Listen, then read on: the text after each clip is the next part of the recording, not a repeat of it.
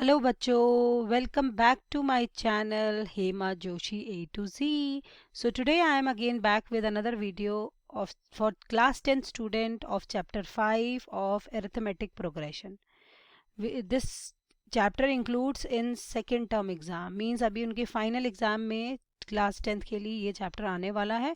तो I thought कि एक वीडियो जो है इस पे बनाई जाए. देखिए, बच्चों को बहुत डिफ़िकल्टी होती है इस चैप्टर में. कई बच्चे तो इस चैप्टर को छूते भी नहीं हो, कहते नहीं बहुत टफ है. तो देखिए, इसीलिए मैंने सोचा आज मैं इसको बेसिक कॉन्सेप्ट से स्टार्ट करूंगी. और देखिए, सबसे पहले I am really very sorry, क्योंकि मैंने बहुत लंबे गैप के बाद दोबारा ये वीडियो बनाई है. But if you like it, share it and subscribe it my channel. और अगर आपको लगता है कि this video is worth for it, आपको ये कुछ फ़ायदा दे रही है, तो प्लीज़ इसको ये सारी चीज़ें करिए. लाइक करें, शेयर करें, सब्सक्राइब करें. देखिए, the reason behind this, it makes me motivated, right. तो इससे ना मेरे को मोटिवेशन मिलता है और मैं कंटिन्यूसली ये वीडियो लेके आती रहूँगी. तो बेसिक कॉन्सेप्ट मैंने आज स्टार्ट करा है. देन मैंने सोचा है आगे एनसीईआरटी के एक एक क्वेश्चंस के ऊपर मैं जो है वीडियो बनाऊंगी.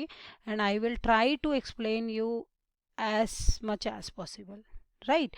तो स्टार्ट करते हैं बेसिक कॉन्सेप्ट से. तो देखिए, सबसे पहले मैं फोकस करूंगी चैप्टर के नाम पे, विच इज़ अर्थमेटिक प्रोग्रेशन. तो देखिए, अर्थमेटिक प्रोग्रेशन जो है ये टर्म आपके लिए ज़रूर नहीं है, लेकिन ये जो कॉन्सेप्ट है बहुत पुराना है. सीक्वेंस सभी जानते हैं, सीरीज ये भी सब जानते हैं. क्लास सेकेंड और थर्ड से बच्चे को सीक्वेंस और सीरीज सिखा दिया जाता है.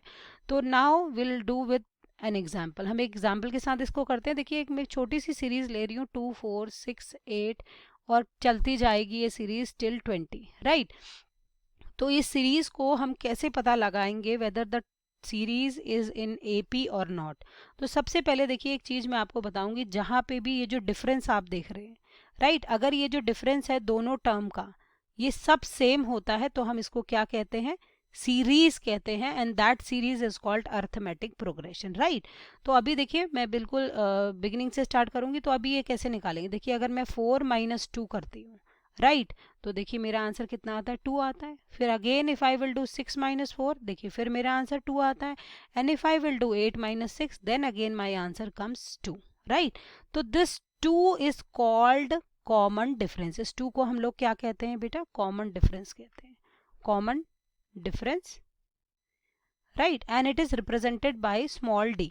तो एक चीज हमारी हो गई यहाँ पे कि हमें पता चल गया कि डी क्या होता है, right. D is common difference. और अगर कॉमन डिफरेंस जो है सबका सेम होता है, कंसिक्यूटिव टर्म्स का कॉमन डिफरेंस सेम होता है, then the series is set to be in AP, right.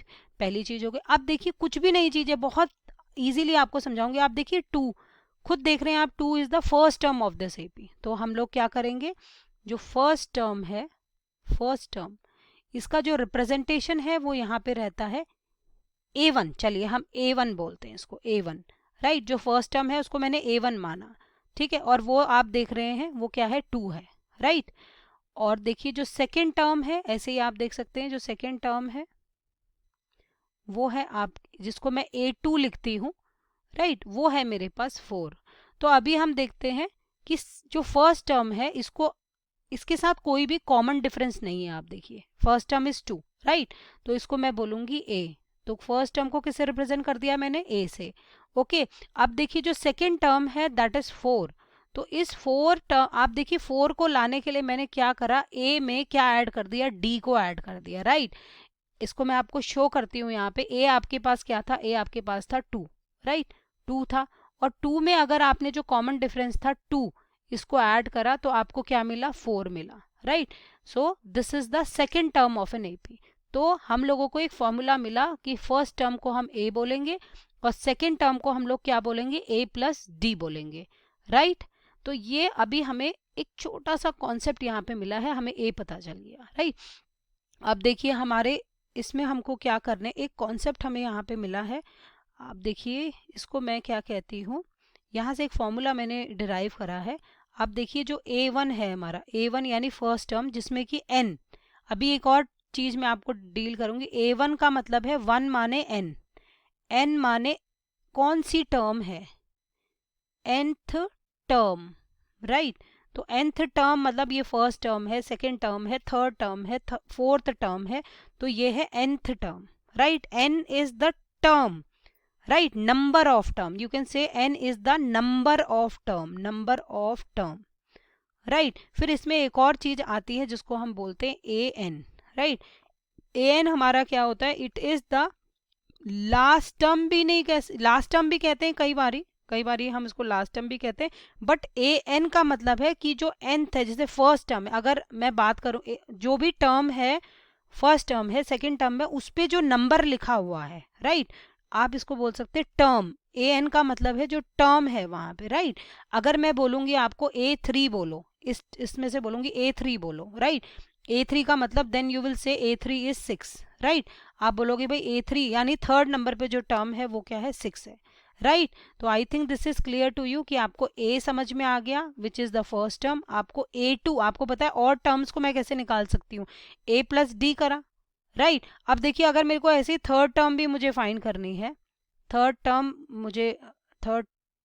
को मुझे अगर फाइंड करना है जिसको मैं A3 बोलूंगी, तो उसके लिए मैं क्या करूंगी, देखिए उसके लिए मैंने क्या करा, जो A था उसमें मैंने क्या ऐड करा, उसमें मैंने अब 2D ऐड करा, राइट। 2D कैसे, मतलब 2D का मतलब क्या है, फिर से एक और D ऐड हुआ ना, है ना। A प्लस डी तो फर्स्ट टर्म थी, उसमें मैंने फिर से एक D ऐड करा, तो मेरा आंसर क्या आ गया, A प्लस, देखिए मैं आपको यहाँ पे पुट करके इसकी वैल्यू दिखाऊंगी, A मेरा है 2 and plus 2D is 2 into 2 which is equals to 2 to ज़ा 4 प्लस 2 6 हो गया, राइट।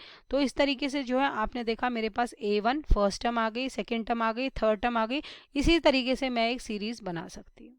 तो देखिए अभी ये सारा करने का, ये सारा बताने का मेरा मकसद क्या था आपको, हम लोग एक फॉर्मूले को डिराइव करेंगे। और देखिए फॉर्मूला हमारा क्या आया है, फॉर्मूला मेरा आया है, अगर मैं ए एन लिखती हूँ, मतलब मुझे कोई भी टर्म फाइंड करनी है, तो मैं क्या करती हूँ उसके लिए ए plus n minus 1 into d. So this is the formula for finding AP, arithmetic progression में कुछ भी चीज हम निकाल सकते हैं। तो अभी आप समझ चुके हो an का मतलब होता है टर्म, राइट, an का मतलब है टर्म, a का मतलब है फर्स्ट टर्म, n का मतलब है n टर्म, मतलब n number of term, and d का मतलब है common difference, right. So I think आपको ये वीडियो बिल्कुल पसंद आया होगा, और if you like it, share it and subscribe it, so definitely I will be going to make more videos for you. Thank you for this video.